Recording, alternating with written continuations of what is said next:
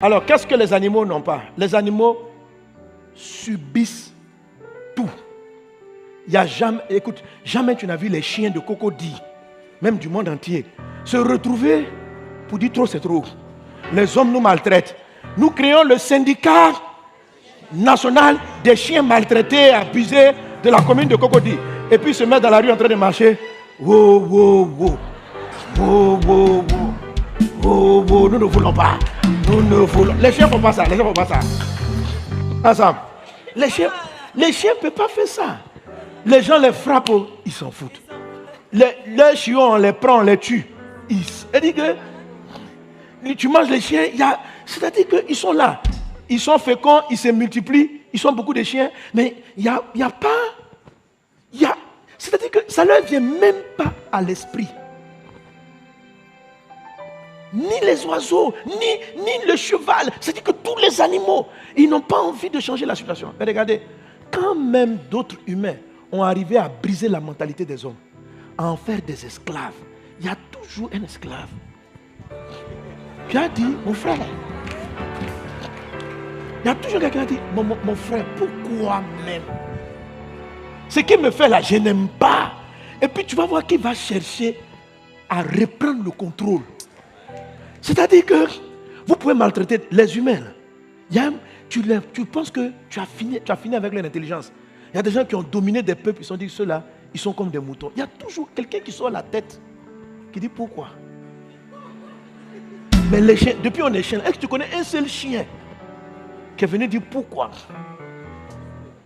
Qui a remis en cause l'ordre? Non. Parce que Dieu les a dépourvus de l'assujettissement et de la domination. Mais l'espèce humaine est comme ça. C'est ce que les frères Wright ont senti. Pourquoi nous on ne peut pas s'envoler? Et le simple fait de remettre en cause une limite naturelle a ouvert leur intelligence. Ils ont découvert les lois de l'aérodynamique, des lois que Dieu avait cachées. Ils ont invoqué Dieu. C'est ce qu'il dit le psaume 33, verset 3. Il dit ceci: invoque-moi, je te répondrai et je te révélerai des choses cachées. Pour que vous passiez des limites. C'est-à-dire que là où tout le monde dit on ne peut plus, là, Dieu aime les hommes qui viennent dire pourquoi on dit on ne peut pas. Dieu n'aime pas les gens qui sont là comme on dit on ne peut pas et que c'est l'autre nature. Puis toi aussi tu es là. Ok. Dieu dit mais vous là même là, vous êtes des animaux ou quoi? C'est quel défaitisme ça? On dit non, parce qu'il y a des gens à l'époque qui n'ont rien compris avec l'intelligence que Dieu a donnée à l'espèce humaine. Quelqu'un dit, et si on s'envolait? Il y a des faux religieux, des satanistes et des sorciers qui viennent leur dire, oui, ils avaient des habits de prêtres, de trucs, mais ils ne sont pas des chrétiens. Si vous lisez la Bible, vous allez penser autrement. Et ils viennent dire, si Dieu voulait qu'on s'envole, il nous aurait donné des ailes. S'il n'a pas voulu qu'on s'envole, pourquoi prendrons-nous des ailes? J'ai bien envie de les amener ici et puis vous là ne montez jamais dans l'avion. Regarde le fait que ces gens-là se soient révoltés contre une limite. Ils ont inventé. Les nouveaux systèmes sont inventés par des personnes qui disent non. Les nouvelles manières d'organiser. Et ça y est en toi. Il y a quelque chose en toi qui vient pour améliorer la vie des autres. Quelque chose en toi qui te dit mais pourquoi c'est comme ça?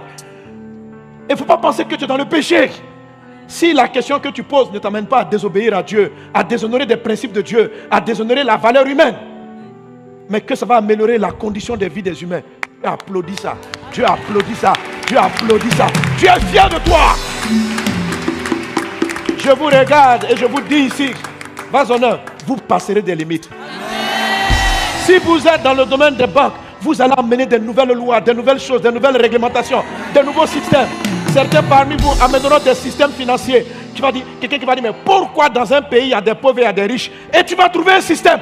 Parce que tu remets en cause le système. Tu remets en cause les choses. Il ne faut pas remettre en cause pour discuter. Mais il faut sortir des limites. Alléluia. Comme je suis arrivé à côté, j'ai pensé à la cuisine. Il y a des fois on dit des choses qu'on ne mélange pas. Mais il y a des cuisiniers qui ont apparu pour dire, eux les goûts qu'on ne goûte pas là, eux vont essayer pour voir. Donc avant, on ne mélangeait pas sur les sucre et sel. Maintenant, on a créé, il y a des repas sucrés et salés en même temps. On dit non, on ne doit pas sentir les deux sensations. Frère, il y en a qui ont fait sucré salé. On dit c'est pas mal. Maintenant, on dit on ne mélange pas miel et sel. On dit miel et sel. Et puis tu aimes. On dit, c'est-à-dire que quel que soit votre domaine, vous devez être des briseurs de limites. Vous devez être des gens. Si vous écoutez mes messages, si vous écoutez mes enseignements, je ne veux pas que vous soyez des gens qui subissent la vie. La vie vous prend et puis vous êtes là et puis vous allez mourir comme ça. Tu n'as rien apporté à la terre. Ta présence est égale à ton absence, inutile. Lève-toi.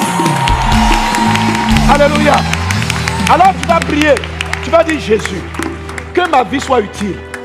Que je puisse apporter quelque chose de nouveau. Quelque chose, améliorer un système, améliorer une vie. Tu es né pour améliorer la vie des gens. Tu es né pour faire quelque chose qu'on n'a pas fait. Tu es né pour passer une limite. Alléluia. Moi je suis pasteur, je suis prophète. J'ai des limitations. J'aide les gens. J'aide les personnes. C'est mon don. C'est mon appel. Je veux passer des limites. Si avant j'aidais 500 personnes, j'ai envie d'aider 10 000, j'ai envie d'aider 30 000. J'ai envie d'aider des pays.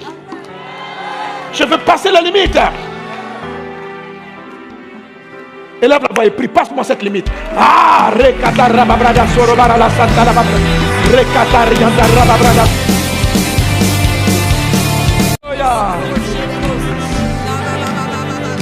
Très souvent, ces gens de limitation sont des limitations d'esprit. C'est-à-dire que ceux qui sont illimités, ils ont une vision de la vie illimitée. C'est-à-dire que là où tu vois, eux ils voient derrière. Mets la main sur la tête.